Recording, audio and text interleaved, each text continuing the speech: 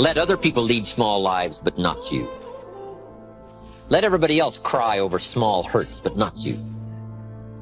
Let everybody else argue over non-essentials, but not you. Deal in things that matter.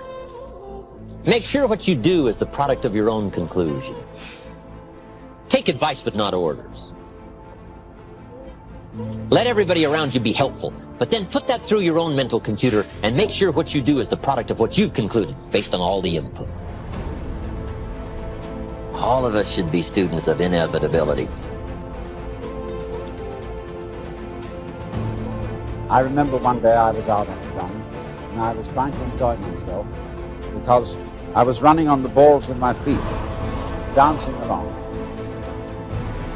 And a fellow came up behind me who was running on his heels. He was jogging. And he was going thump, thump, thump, thump, thump, thump, thump, thump. I said, "Hey, what's the matter with you? You're running on your heels. And you're jarring your whole body all the way through." Okay, but he stuck to it and he became the champion long distance runner of the school. But he didn't enjoy it, it was work.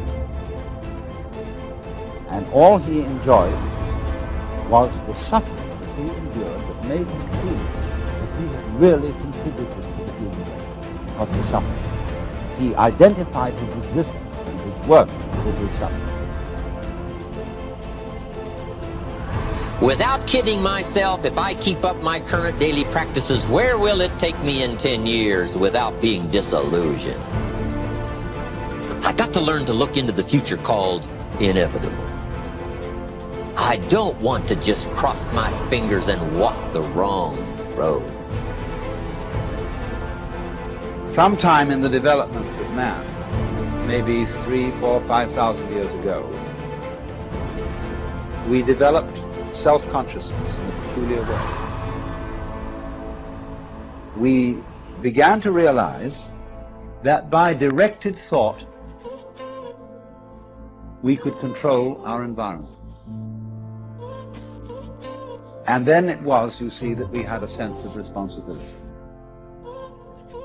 Pessimism, the deadly disease of always looking on the bad side, the problem side, the difficult side, checking all the reasons why it can't be done. The poor pessimist leads an ugly life. Don't ask for security, ask for adventure. Better to live 30 years full of adventure than 100 years safe in the corner. And see, it's not important how long you live. What's important is how you live. We forget that we create the situation. Then we give our power away by blaming the other person for our frustration.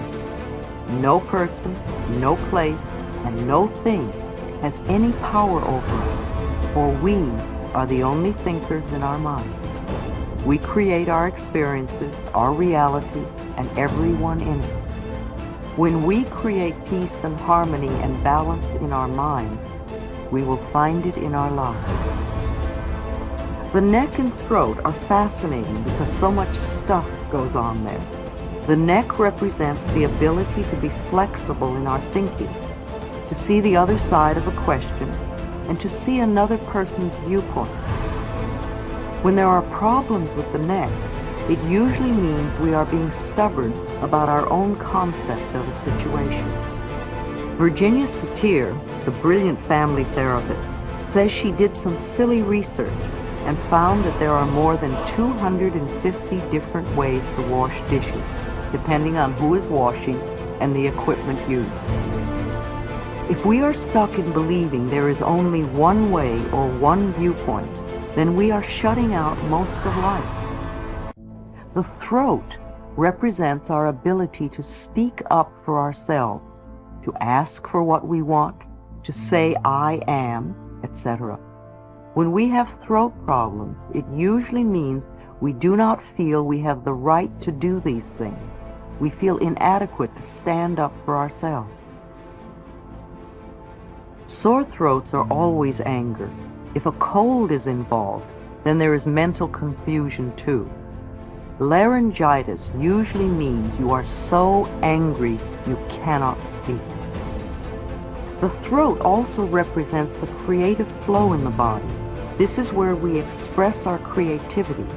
And when our creativity is stifled and frustrated, we often have throat problems. We all know many people who live their whole lives for others.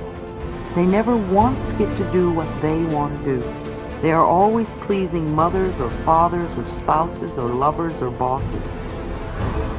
Tonsillitis and thyroid problems are just frustrated creativity, not being able to do what you want to do. The energy center in the throat, the fifth chakra, is the place in the body where change takes place. When we are resisting change, or are in the middle of change, or are trying to change, we often have a lot of activity in our throats. Notice when you cough or when someone else coughs. What has just been said? What are we reacting to? Is it resistance and stubbornness? Or is it the process of change taking place? In a workshop, I use coughs as a tool for self-discovery. Every time someone coughs, I have that person touch their throat and say out loud, I am willing to change, or I am changing.